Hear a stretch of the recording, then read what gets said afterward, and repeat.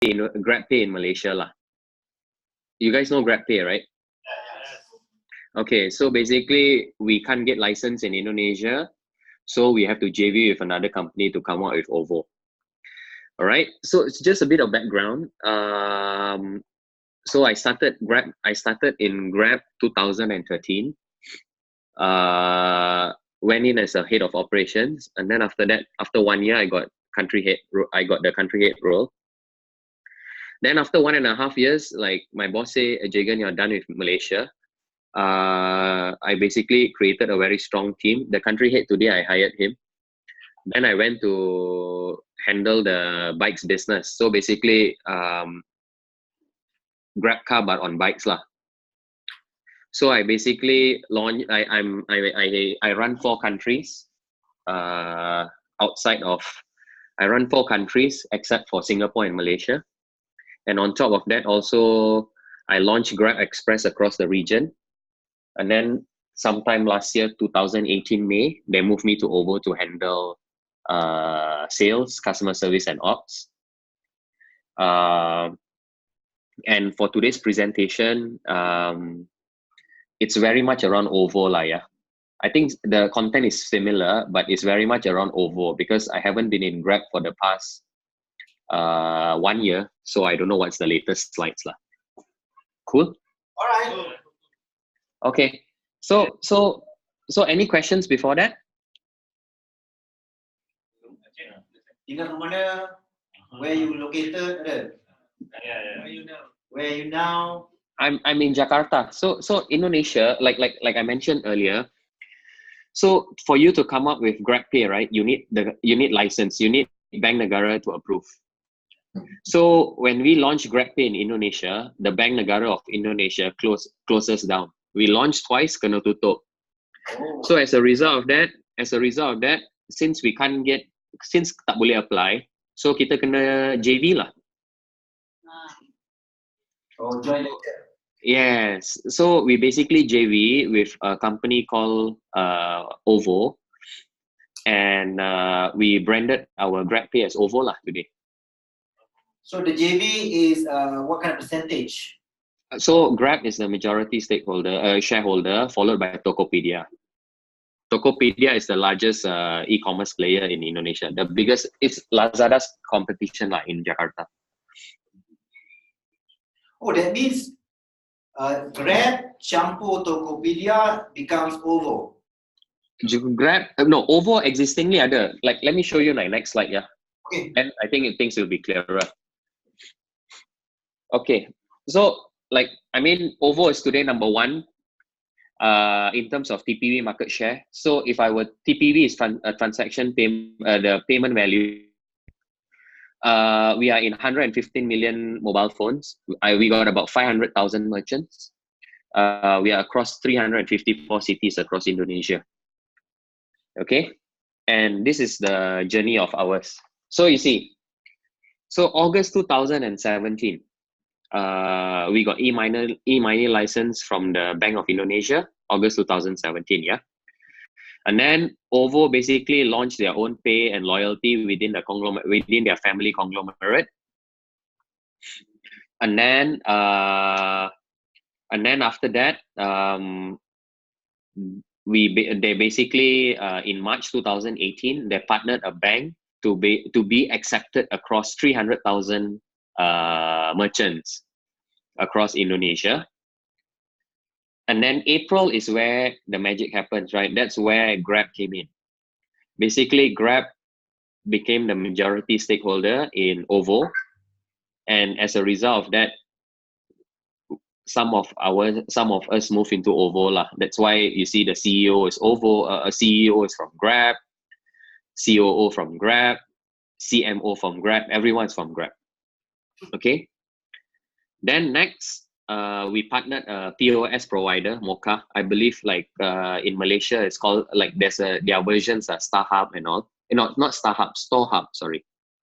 StoreHub. And then after that, in July, we partnered Alfamart. Alfamart is like 7-Eleven lah, but they are like 10 times or 15 times bigger than 7-Eleven. Sorry? Yes, but much bigger lah. Like maybe one taman got 4 like that in here. Yeah. Alfamart is Indonesian. Yeah. Yes. Oh, wow. Then after that, we partnered Kudo. Kudo is a company that we acquired in Grab. And then after that, we partnered Tokopedia in October. Oh. Yeah. So the point I'm trying to make here, right, is OVO is actually a wallet as a service. So think of it like OVO is like Android, Gojek is like Apple. Okay. So Gojek's payment solution is GoPay. You guys know that, right? Yeah. Okay. So, but the thing is, all the products yang built within Gojek will be paid by GoPay, right? They build everything themselves. But for OVO, our strategy was, you know what? I don't have the engineers to build everything. I don't have the capability to build stuff. So might as well I partner people. As a result of that, because of these partnerships, right? Overnight, we are the biggest. Our market share against GoPay is 70-30. 70% 30 against GoPay. Ya, dia orang punya sendiri, orang Arab. Yeah. Jaygan nak tanya something boleh tak? Tanyalah. Dekat Indonesia, diorang sangatlah menjaga diorang punya company. Maksudnya diorang sangat tak suka company luar masuk dekat Indonesia. Yep. Betul? So macam mana Grab boleh masuk ke dalam tu dan macam mana membina collaboration sesama semua Tokopedia and everything? Okay, so let me give you the official answer, right? The official answer is this. End of the day, right? Like Grab masuk Indonesia, I mean, we are serving our customers, we give better service, we got a better product. So I don't see why we cannot serve Indonesia, right? Because we are a regional player. Tapi, you see, this is where I think as Malaysians, kita tak segila orang Indonesia lah. Why I say that is because like GoPay, Gojek know that their product is inferior, not as good as Grab. So as a result of that, they come out with stories macam ni lah. Like, oh, you know what? The company name is Karya Anak Bangsa lah. The CEO is very close to Jokowi lah. But the fact of the matter is, like OVO today, our shareholder local lagi banyak daripada Gojek because they burn money like crazy. They dilute their shares. WeChat owns them. All the KKR owns them. But they are very good in PR lah. That one I cannot fight lah. They are just very good. Dia akan sabotage, semua dia akan buat lah, these guys. So that one I think we are not as ruthless as them lah. Sebab kita punya moral high ground kan. So jadinya you just jaga customer service dengan good quality service, right? Tapi that's not enough. Like that's my point. That's not enough. What you need to do, like when we enter each country, macam Singapore, Malaysia, kita jaga quality. I think the people is happy. As a result, that government tak kacau. But for Indonesia, right? Like one thing I think we didn't do well is kita masuk nak buat kerja, tapi kita tak ada orang lobby. So by the time we grow so fast, we suddenly become like, oh, you know what? We are killing the local champion. That's where government step in, ask us a lot of questions. Tapi for them, all okay. You know, things like that. So I think if I were to restart from scratch, what I will do is like I will definitely have people to lobby, people who's connected to the government to help us engage with the government better. Because at the end of the day, the government makes a decision very fast, you see. Like for example, macam si Anthony Locke kan, nak buat Gojek kat Malaysia. Grab bike ada, kenapa tak pakai? Kenapa nak pakai Gojek, right? Like I'm regional head of Grab bike. I launched Grab bike in 4 countries. My own country, I cannot launch. It's so easy to launch. But why you need someone from outside to tell you how it's launched? You see where I'm coming from? Yes. Yeah. So is Gojek bike in Malaysia? Ya, sekarang. No, not yet. Belum lagi. Okay. January 2020, right? Test or whatever it is. Jaygan, Yeah. last question. Yeah. Soalan saya, macam mana government Malaysia membantu Grab untuk dia pergi ke Indonesia? Maksudnya sebab rasanya you dah Grab dah sampai IPO ke belum?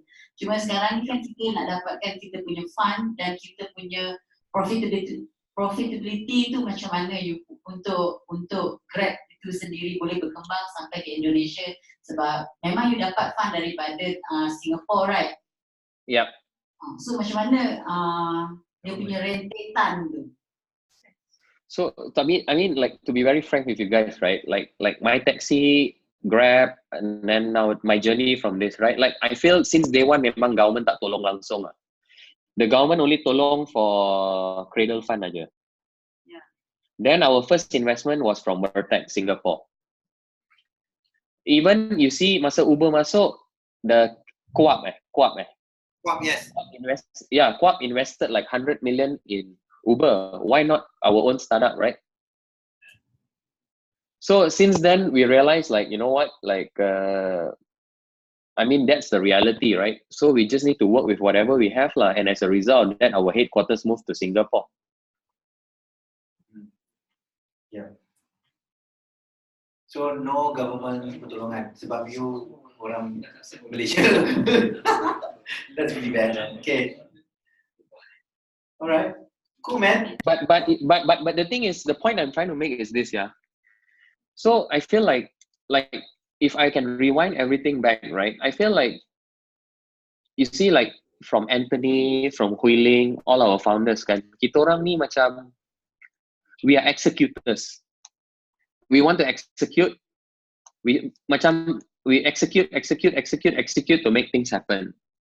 But I think if, let's say, I were to start my new startup in the future, right? I think the government side, the national sentiment, I think I will need someone to play that role, because that is very important. Like I can talk here saying that government of Malaysia never help, but on the other hand, right, I should ask myself, like, have we done enough to get the government to help or not? Maybe Uber hired better people to get them. You know what I'm saying?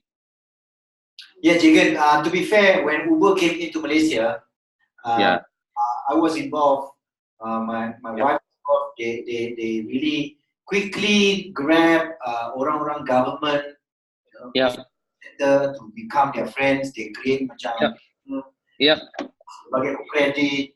You know, we lobby for them. So I think that's what was good was that diorang memang lobby government dari the start. Exactly. That's my point. Betul. Yeah. Betul. But the point I'm trying to make is, imagine if we have done that earlier, right? Like Uber should have died much earlier lah. Ini kena lawan 2 tahun baru dia mati. Yeah. Okay. Yeah. Okay. So next slide, yeah. So basically, like I mentioned just now, right? Like OVO, our value is around wallet as a service. That's where we partner Tokopedia. That's where we partner Grab. That's where we partner Kudo. That's where we partner Lipo Group and Prudential. The point I'm trying to make here is this. Point number 1. If we were to partner, the cost of acquisition is much cheaper for customers. So when I partner Grab, tak payah I go and do billboard like orang gila kan. Like I just ask Grab, can you please send notification to all your consumers to activate OVO? And then I can use that money for something else. And then when I partner Tokopedia, then I can find the high quality customers, because people yang beli e-commerce semua beli yang mahal-mahal, right? So as a result of that, I would know which customers are good, which customers are bad. Macam orang pakai Grab only, and also once a while, then I know he's not a high value customer. Tapi if you use Grab, you use Tokopedia, you use Lipo Group, you use Prudential, then I know you're a good customer. As a result of that, for me to path to profitability, that's where I give you loans, I sell you insurance, I sell you like advance credit, like a mini bank lah, to make money. So I mean, context to you guys, right? Like I mean like what we are trying to do here is we are like a one-stop shop, like a super app. Not we don't sell a super app. We are like a one-stop shop that solves problem for you from you wake up until you sleep. Any questions here? No, good. Yeah. So the platform, the one-stop shop, the mini bank, the yes, okay. Yeah. You don't have to go to the bank. Yeah. Everything is through the app. Yeah. Okay. That's all right. All right. Any questions? Tak ada, right? No, thank you. Tak ada. Okay, my next question. So this one is basically a summary of like, basically like maybe because I created this slide because some of you may not know what is Tokopedia, what Grab is available in Indonesia and stuff. So as a result of that, right, OVO, you can go to shop and pay. You can use OVO to go and buy stuff from Tokopedia. You can use OVO to pay your hospital bill in Siloam. You can use OVO to pay parking in like 61 malls in Indonesia. And then when you boring makan restaurant, you can makan kat warung pakai OVO. You bayar OVO, you bayar taxi, you bayar Grab pakai OVO. You bayar Grab food pakai OVO. You nak buat IC, you nak buat lesen kereta, SKCK, boleh pakai OVO. You nak bayar university, like some universities don't accept cash. Semua kena pakai OVO. You nak buy pulsa, you nak buy airtime, semua you can use OVO. You nak bagi donation kat surau, kat church, semua pun boleh pakai OVO. And then loans is where if you want loan, OVO also will give you. So basically, this is like because of this partnership, we are able to do all this. Jaygan. Yeah. You Yeah. Grab nak buat ke macam sekarang kalau Gojek dah ada Go Massage, Go Hair, Go Nail, Grab nak buat tak? No, the thing is this. You see, like before we like this is something that I think I need to share with you guys, right? Like from your lens as a user, you see, weh gila banyak lah service dia semua. Tapi 80% of their transaction is on transport and food. Okay, and only yang massage semua tu less than 5%. Oh. So my point is kan, like let's say if the world is infinite, right? Meaning you ada duit melambak, you ada engineers berjuta-juta, you can do everything. But if you tak ada duit, money is a constraint, engineering constraint, and then all the other constraints you have, you need to prioritize, right? I rather have a sexy transport product than spending my time building new products that people don't want to use. For that market, take lah, okay. Tapi because you invest in the market, you lose engineers, you lose money. Headache-nya lain. You need to hire people to handle that operation. It's different. Yeah. So I mean, from Gojek's point of view, they can say, yeah, one-stop shop, we can do everything under the sun. I agree. But if 5% of your transaction is under only on that, it's a good PR, it's a good story, but what's the path to profitability? How could that help you with IPO?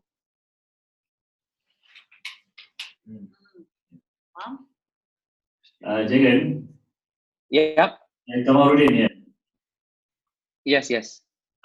If you mentioned earlier that if you were to start fresh, and if you really to start fresh with this e-wallet or what kind of things, which country you will go for? Sorry, I didn't hear your question. Sorry. If you were to start fresh, to start Yeah. new setup, new new company for the same approach for same business, which country would you go next? Okay, personally, I will start in Malaysia. Why I say Malaysia is because I think the talent in Malaysia is good. Number two is our mindset are different. Like we are very innovative people. So like you see, like I've been working around the region, right? Like Thailand, I don't speak the language, so I can't do it. Vietnam, I can't speak the language, so I don't do it. Indonesia, it's very tough to start something here because I don't have the networks. But Malaysia, I think, is a very good incubation ground to start stuff. But you need to, if you want to get funding, you want to get recognition, you must scale outside of Indonesia, outside of Malaysia. I think that is one of the biggest, one of the right decisions that Anthony made after launching My Taxi. He started Philippines, he started Singapore, he started Indonesia, and as a result of that, people will see, wow, it's a regional player. But you stay in Malaysia only, your market is only 30 million people. And then, like, if let's say Malaysia economy is stagnant, then there's no growth, people won't spend. Then even you have the best product also, people can use. But if let's say like, if you incubate in Malaysia, and then after that launch it outside of the country, right? Like have a partner across all countries, then I guess your visibility is higher to the investors. Number two is like you can hedge your risk, right? Like sometimes certain countries, like let's say Thailand ada yellow red shirt, that but you got other countries to cover, right? So I think key point that I'm trying to make here is number one, for growth, you need to go out of Malaysia because that supports your growth story. For funding, you need to be in Singapore because that's where all the people put their money. I mean, that's no shortcut there because, I mean, like, tell me a startup in Malaysia that has more than 100 million ringgit. Okay, Mr. Jaygan. Yeah. Punya, kat mana untung paling banyak Grab buat untung? Untung paling banyak kat Singapore. Bukan kalau bukan country maksudnya segmen mana? Whether through commissions. So you see the thing is this, right? Like Grab is Grab paling untung we charge drivers, right, the 20% commission. And then we charge the Grab food commission as well. That's where we make revenues from. In terms of banking, payments, belum lagi because we are investing a lot of money to build the ecosystem. Like, let's say macam retail store kan. If Grab don't do promo, would you spend there, or you still pay with credit card or cash? So we need to change your behavior, right? That's where the promo is. So we are investing in all these platforms to understand your behavior, to understand what you do. And as a result of that, we will make money from you through our financial services. Okay. Because like Uber today, why Uber punya market IPO mati? Because there's no path to profitability on transport. Dia buat Uber Eats pun mati. So, but for Grab, at least, like we are diversifying to banking also, right? To payments, to banking, to financial services. As a result of that, we got an additional revenue stream. So when we IPO, things will be much better for us compared to Uber lah.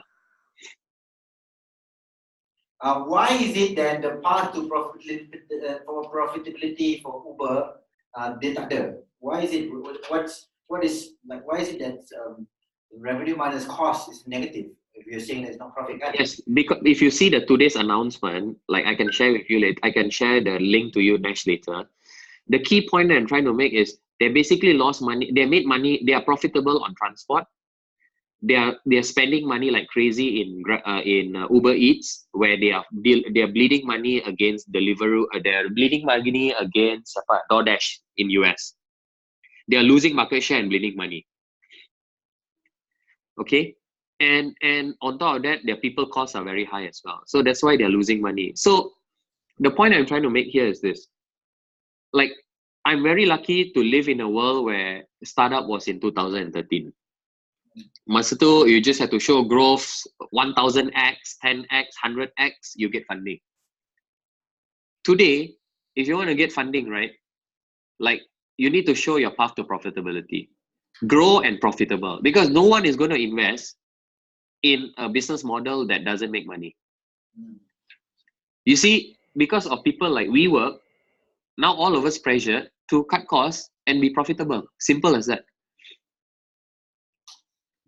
Because like we cannot simply spend money. You see, WeWorks, right? How they spend? The guy got private jet lah, got this, that. But thank God, my CEO Anthony, right? No matter how rich he is, right?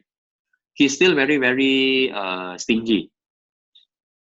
So as a result of that, we never have all that lavish, right? Like when I fly, I have to fly Air Asia, economy class. I never sit in business class. Like when I fly to Beijing, day trip, I fly economy class. We never have like business class for us to travel. And he does the same.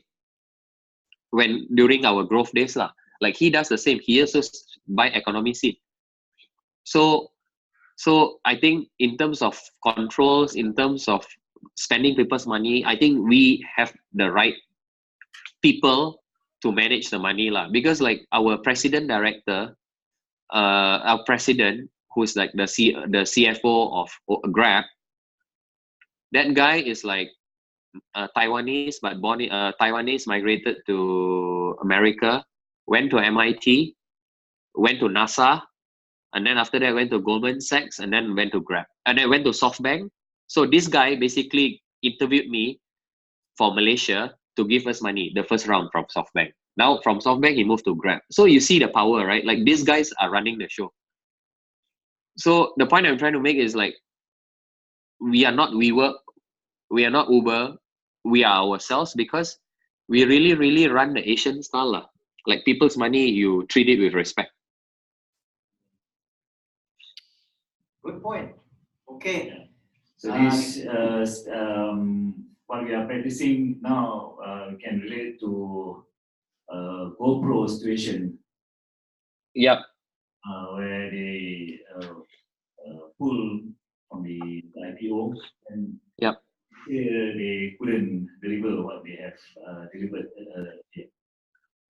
Yeah, but you see, right? Like you, I mean, like Nash basically briefed me about all your profiles, right? You guys are basically CEOs of your own company, right? So I think first things first, right? Your end goal is IPO. Let's say your end goal, like I think number one, before you even think about IPO, right? I think you need to ask yourself, right? Like, when I create a company, what am I doing it for? Do I want to make money? Do I want to serve people, or what? I think that's very important. If you want to make money, right, there's so many ways of making money. You can raise a few rounds, and then after that you exit. No need IPO, so you can make money. Right? You basically sell the company to the largest bidder and then move on, right? You can do Series A, Series B, sell. Series A, Series B, sell. I think that's that's what the Kylie does, right? He don't grow like 100 billion, like billion-dollar companies. He grow 10 million, 20 million, sell. 10, 20 million, sell. I think you need to know what you are comfortable with. Kylie Jenner. Then, sorry? Kylie, you mentioned. No, Kylie from 500 Star. Not Kylie Jenner. Yeah. The Jenner lipstick. Yeah. So he plays that game, right? Like you guys need to know what you want to play. And some people also, their way of making money is basically just growing profits, like making money from banking in the profits, right? No need IPOs, keep private. Like the largest bank in Indonesia, Bank BCA, is private. So there's no reason for IPO also. I think like this IPO thing, right, is just like something glamour flavor of the week. So you need to be clear your end goal, right? That's point number one. Point number two is for you to reach whatever goals you have, right? You need to find your value proposition. Like for example, right? Like Grab versus Uber dulu. I mean, you guys may use Uber, you guys may use Grab. Then I asked my friends, right? I asked my segment. I asked the rich friends, hey, do you use Uber or do you use Grab? Oh no, I have my own driver. So that's out. Then when I asked my mid-tier segment, hey, you use Uber or Grab? Oh, depends who got the bigger promo. Then after that, when I ask the students, do you use Grab or OVO, Grab or Uber? They say, oh, I use whoever cheaper. Then when you see the market is like that, right? What's your value proposition? Cheap price, better service, or what? Because like what we are being taught is better service, better service, better service. But end of the day, if the guy is rude to you, so he charge you cheap, you still use, right? So the point I'm trying to make is the outcome of that statement after understanding your customer is who raised more money, right? Let's say my value proposition is cheap.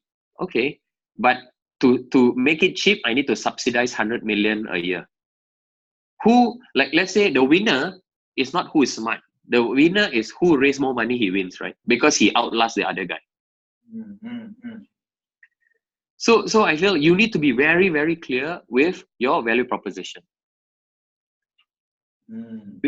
If you're not clear with your value proposition, you just say, oh, you know what? I want to create another taxi app because Grab is cheating every driver. Try to create You need how much money we need to spend to educate customers. You create an app, right? Doesn't mean it fly, You need to do marketing. You need to do billboards. You need awareness. To create the awareness, right, is ridiculous. It's not as simple as like create an app. Okay, tomorrow I'm going to get 1 million downloads. I don't think that's as simple as that. Right? That's to support your growth story, right? You need to know what is your specialty. Maybe your specialty can be, Grab always support Bangsa, Montiara, KLCC. Okay lah, I go and play Semenye, I go and play Sungai Petani. But there's a value proposition. Grab is not entering. You don't need to burn money and you can be profitable, right? What is your identity? So people remember, like Air Asia, people remember because cheap. Mas, I don't know. Malindo also, I don't know. But people will remember Air Asia as cheap. So what is your value proposition? What would people remember you of? I think that is very important for you to support your growth story. Wow. Nice, man. Okay. But that growth story is short-lived, yeah? Like let's say someone suddenly got money, want to kill you. Then what is your next move? That's where I think you need to be always always one step ahead of the game. Like, oh, you know what? Basically, the best example is this, right? Like you go KL today, there's so many cafes around. So my question is, which coffee is the best? Yeah, like everything is the same. Then they play with price, they play with service. But you see, some people will come up with like, daripada cafe, mungkin they go and sell something else, something new, something different. They create like a new menu or something that no one knows. That's the thing that keeps the traffic at that store. So like for example, like you see like Banana Leaf the best example. Everybody is creating Banana Leaf restaurant today. But you still go back to the one that you like because the guy is innovative. He tried to create something new to keep the customers in his platform. Yeah. Okay. So that's on the. So you need to continuously innovate yourself, because one of my biggest lessons I learned in my life is in Grab. So when my taxi moved to Grab car, right? Okay, this is the best part. People are asking what is a couple of things that you learn in your life that we can learn and to avoid also. 1, 2, or 3. Yeah. So basically my taxi, right? I basically joined Grab. My taxi that time, my role is to acquire all the taxi drivers in Malaysia. 1 year later, Uber came in and then launched private cars. Okay. So I was that guy that was against my taxi doing private cars. and I nearly lost my job because of that. Because the point I'm trying to make here, right, is you need to disrupt yourself to be always ahead of the game. Like, for example, you see Grab, right? We started off with taxi. We disrupt ourselves, launch a Grab car. We disrupt ourselves, launch a Grab bike. Grab bike, you can do deliveries, you can do food. And then after that, we disrupt ourselves, we do payments. And then after that, we disrupt ourselves, we do banks. So the point I'm trying to make is this, right? You need to be brave enough to disrupt yourself. You're not brave enough to disrupt yourself, you should die. Imagine we never moved to Grab car. Today, we are history, man. I wouldn't be talking to you. Until today, Anthony will make fun of me. Like, Jaygan, you see, I told you to move, right? You never move. You never move. You see how? Now we are like a $14 billion company, right? Yeah. Because if not, because in Malaysia, the perception of taxis is so bad. I'm so sad. I can't change it. But the market wants private cars. They don't want taxis. The taxi driver drive private car is okay because perception already built. You just need to follow. Okay, Wow. that's point number one. So one of our old Grab values was disrupt or be disrupted. Oh, okay. If you don't makan, someone will makan your food. Like if you're successful, someone will create something cheaper to eat your pie. Then you need to be more innovative to sustain. Okay, that's lesson number one. Lesson number two is you need to know where you want to go. Like you need to know, like when you want to be CEO, right? Like today, you know, when I go to all these startup events and stuff, right? Why you come up with this? Yeah, oh, it's a trend today. Oh, it's a trend today. You know, like I need to create an app. I'm like, bro, like an app is an enabler. The business model needs to be sound. For example, like today, right? Grab today, our app is an enabler, but the business model is legit. So you don't create an app to do business. You use the app is an enabler for you to scale faster.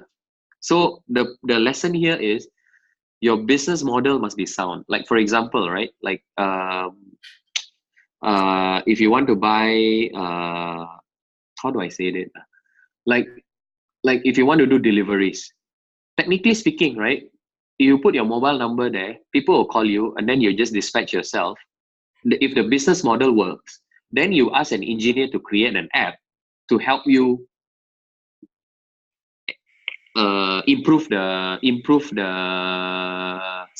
system, and the app helps you to grow, right? But fundamentally, even without the app, you can run the show, right? So I feel like this is what people at least for me, I see in Malaysia is everyone want to do app, but no one wants to really understand the business model properly and then see how the app fits in. They build the app first, then try to build a business model around it.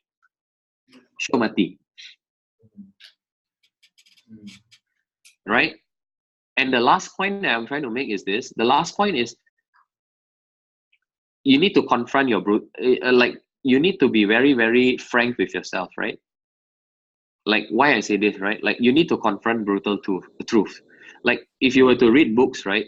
You will read like if you were to see yourself. You see in Indonesia today, right? Like Giant, Tesco and all, right? They are doing very badly. All the people that are working well today is Alfamart, Indomaret, because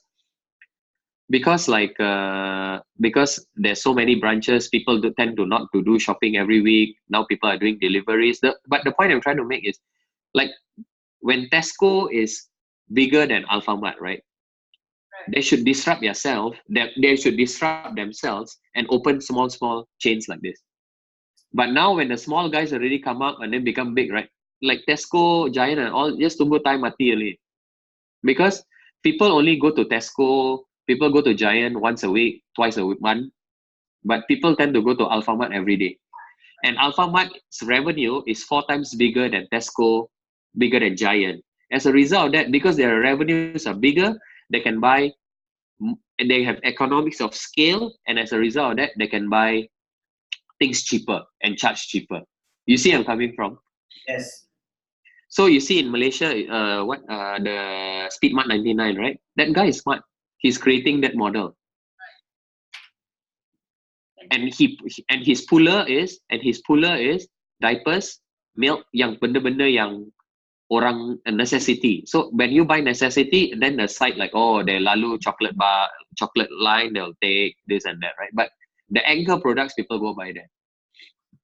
But like my point is this, right? Confront brutal facts, right? When you see your business is not growing as fast, when you see your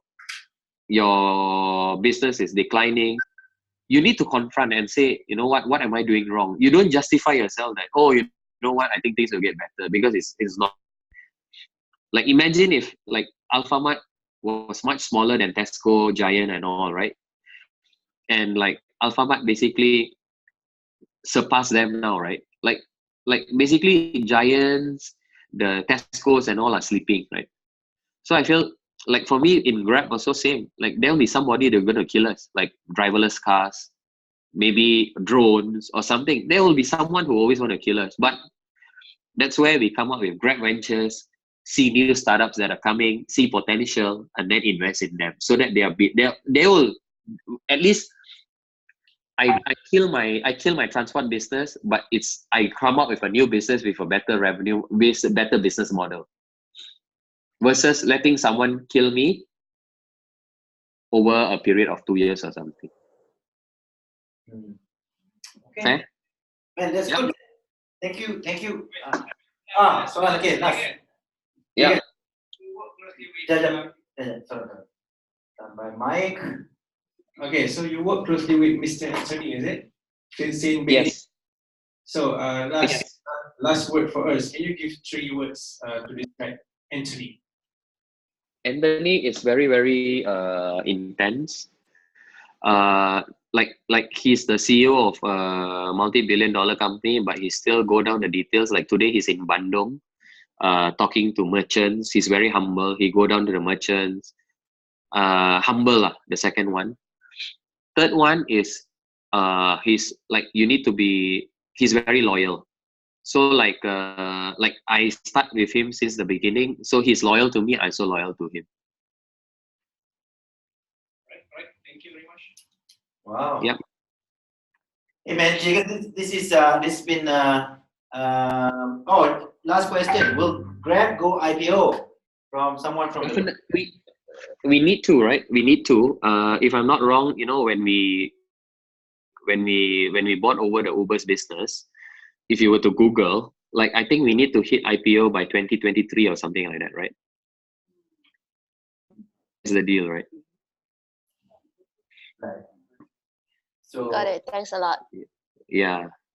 Yeah, because the thing is, I actually why I asked this question is because I saw one interview, if I'm not mistaken, with the BBC or something. Yeah. So in the interview itself, Anthony did say that they haven't really know when they are going to IPO or whether they are going to IPO or not. No, So that's why the point I'm trying to make is I think I think I've seen all the interviews, right? So the point is this. The point is the deadline for us to IPO is 2023. Should we do it earlier? Should we do it much earlier? Is a question. got it. So if I'm not wrong, it's 2023. Go correct go Google, because there's a clause saying that Grab must IPO by 2023. Else there will be a penalty or something. Yeah. Like that. Yeah. Got it. Thank you so much for clarifying it. Yeah. without that clause, would you IPO anyway? Then it depends on like I think we are on a good trajectory. So let me tell you why, right? Like I think economy is going to tank next year, and then after a recession or whatever it is, then the year after you're going to suffer. Then maybe 2022 things will start picking up, and then it's the best time to, like, the question is whether we'll survive by then or not lah. So if we survive, I think things will be good lah. Interesting. We can open a new can here when you see the economy is going to tank next year. But maybe that's another story, eh? Yeah. Timing also is very important, lah. Yeah. Hmm. You see, Uber IPO'd at the wrong time, but they are forced to IPO They're forced. Why? because they run out of funds already, right? Okay. Yes. Understand. So they always have to raise money. Yes. So the way they're raising is IPO. Okay. Hey man, Cool. this is such a great session, betul? And this is the very first time that we do something like this. We really appreciate. There are people in the room. Most of the people here are very seasoned entrepreneurs, not startups, but they are learning and looking at finance and corporate finance and business model and learning from what you shared just now, the 3 things you shared. So we're gonna take away all these things and kita akan bring it and use it in our and discuss later on. Part of for this lah kan. You're gonna say okay. Is it okay? One day we'll do this again. One day. Yeah, sure, man. You just let me know when. Thanks, man. Thank you so much. Hey guys, can we take a photo with you? Mana? How to do?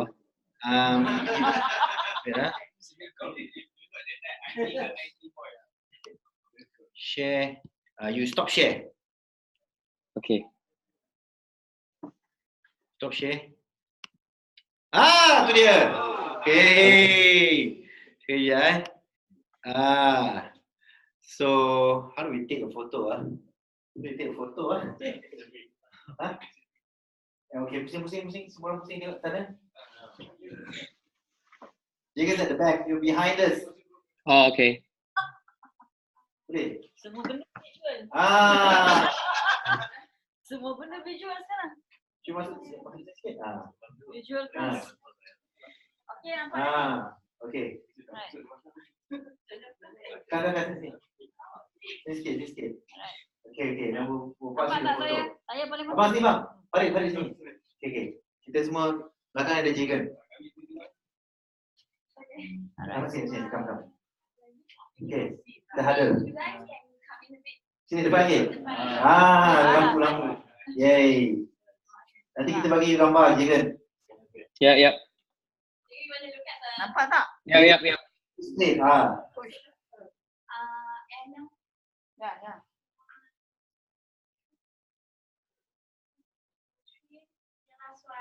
Yeah. Semua orang kecil. Tak bunyi lah kat gambar tu. Thank you, Jaygan. Thank you. Bye. Thank you so much.